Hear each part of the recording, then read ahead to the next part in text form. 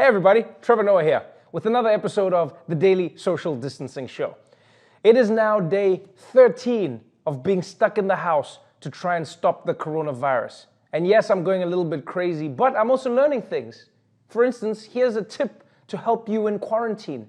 If you're alone and you're feeling lonely, all you need to do is take some pillows and you fill them up with potatoes, wrap them up in a blanket, stack them on your couch, and now you have a friend. Jerry, always fighting over the remote. Anyway, tonight, we're going to catch up on all the latest coronavirus news, like Congress is giving everyone money, the royal family is getting personal with coronavirus, and Donald Trump teaches us about manners. So, let's get into it. Welcome to the Daily Social Distancing Show.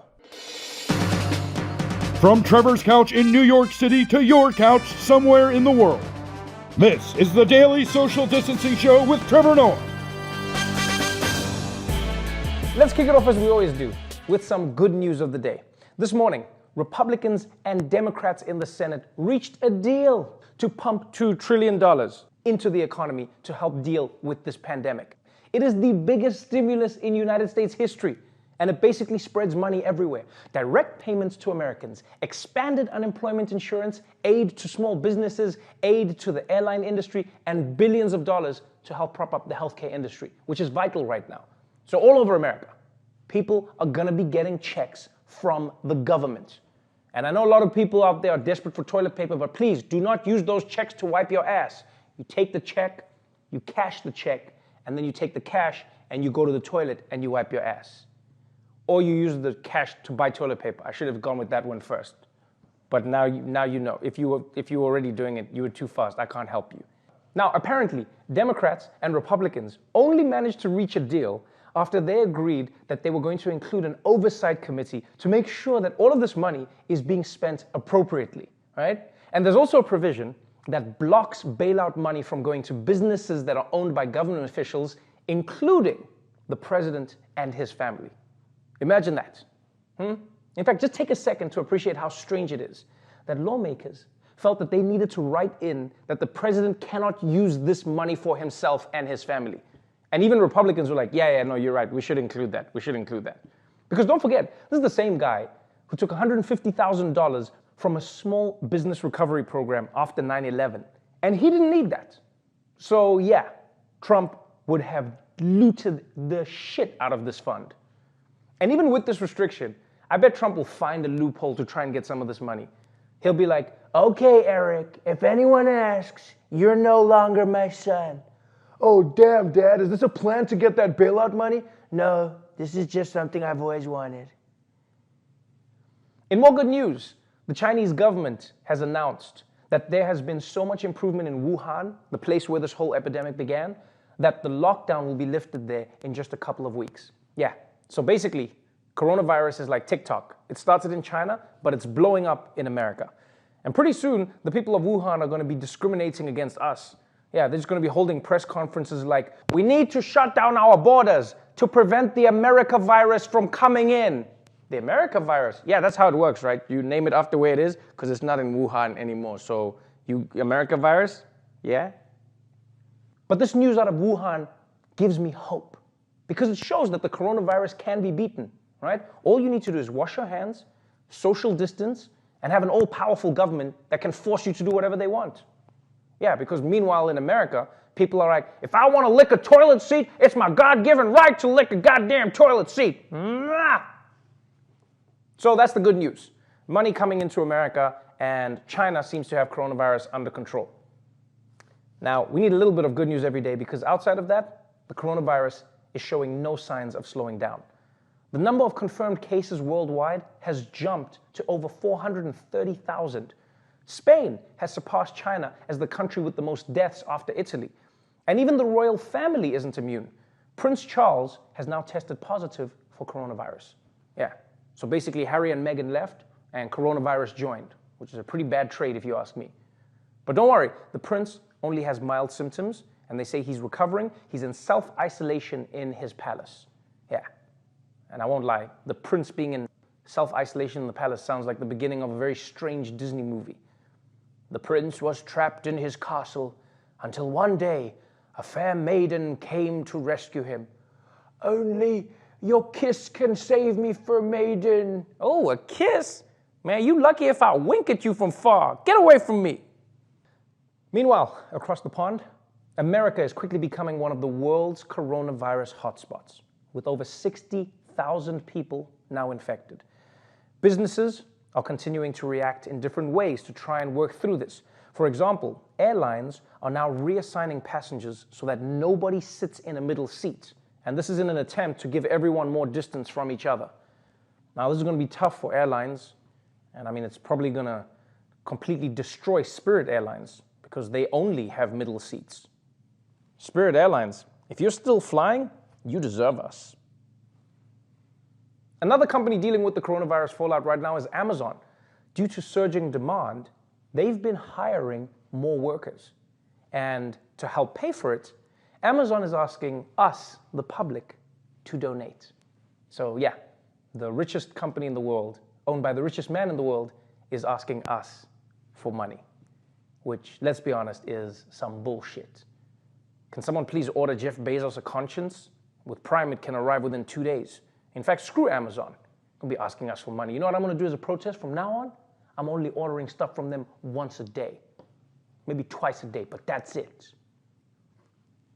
But the big story today, the story that's got everybody talking, is that while more and more countries around the world are shutting down to stop coronavirus from spreading, Donald Jameson Trump is preparing for a grand opening. President Trump now says he wants to reopen the country for business by Easter, even as health officials warn the coronavirus pandemic will continue to worsen in the U.S. I'd love to have it open by Easter.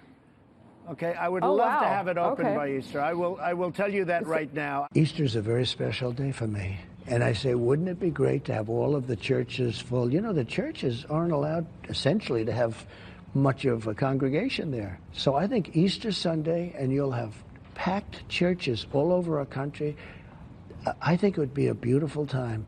Yes, President Trump says he wants to reopen America on Easter, which makes sense. I mean, Easter is about resurrection after all. I mean, happy Easter, everyone. He is risen. He meaning coronavirus.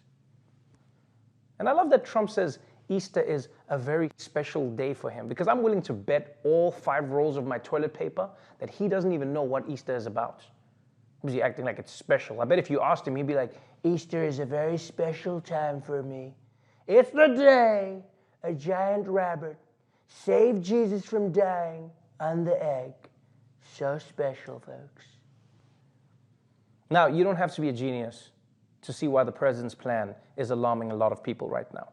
Right? It's not just because it seems way too early, but it's also because he's saying he wants everyone to congregate together in churches around the country, which is the worst idea possible in a pandemic. This is basically every supervillain's wet dream, right?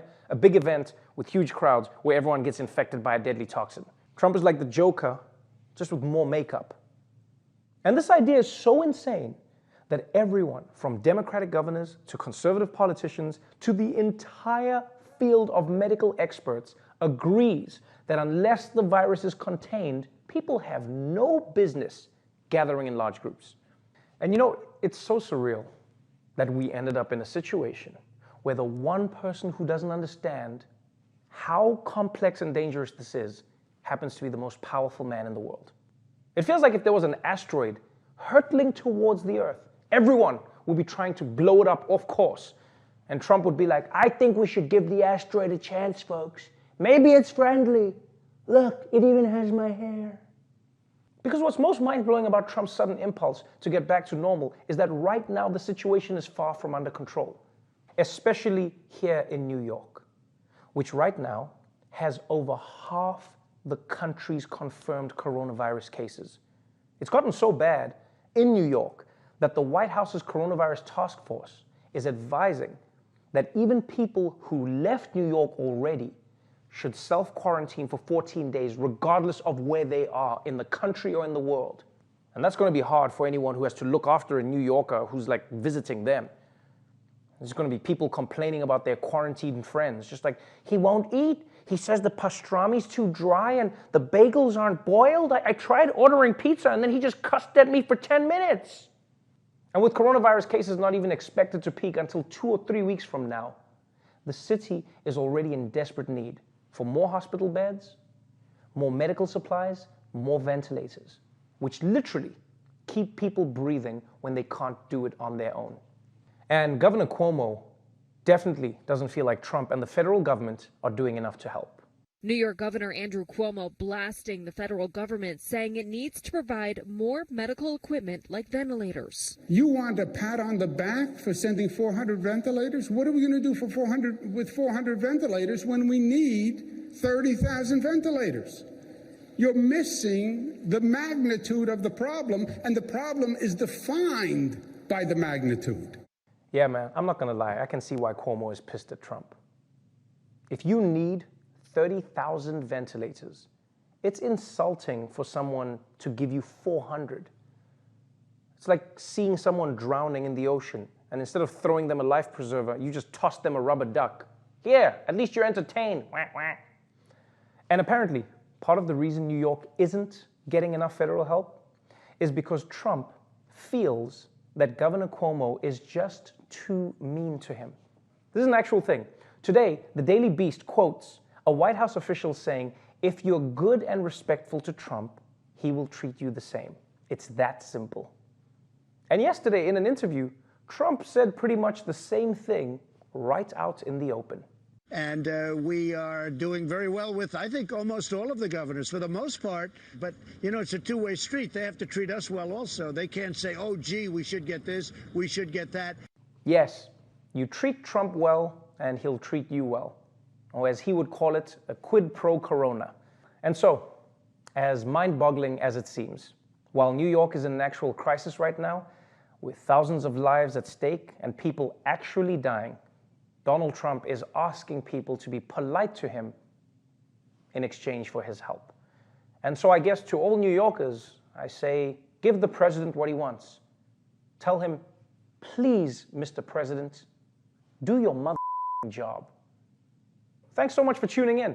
But as always, before we go, we want to ask you to please donate to NoKidHungry.org to help kids get a good meal while their schools are shut down.